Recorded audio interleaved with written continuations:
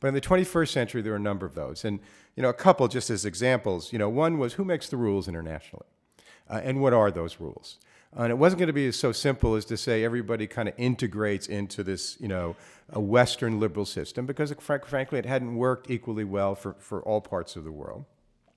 And that question was really being reopened now, as we've seen, I think in many aspects that we'll talk some more about.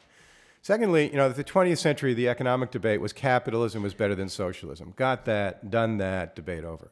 But interestingly, in the 21st century, it was being opened to exactly what is the relationship between the state and the markets. And you saw a range of models being developed there.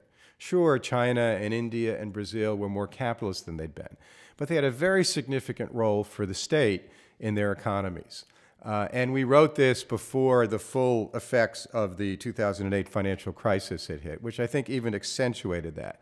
And in the 21st century, there really is very interesting questions, about what the relationship is between the state and the market, different models. And also that 20th century democracy was better than dictatorship. Got that, done that. But in the 21st century, and here, we obviously are seeing many, many interesting examples now, it was not just about democracy and dictatorship, but could democracy deliver on many of the issues that face many countries? So we'll talk some more about countries like Egypt, and we've gone through this quite extraordinary revolution in Egypt. But as we look down the road, one of the great tests for whatever forms of government forms is not just the process. That's very important to people, their individual rights.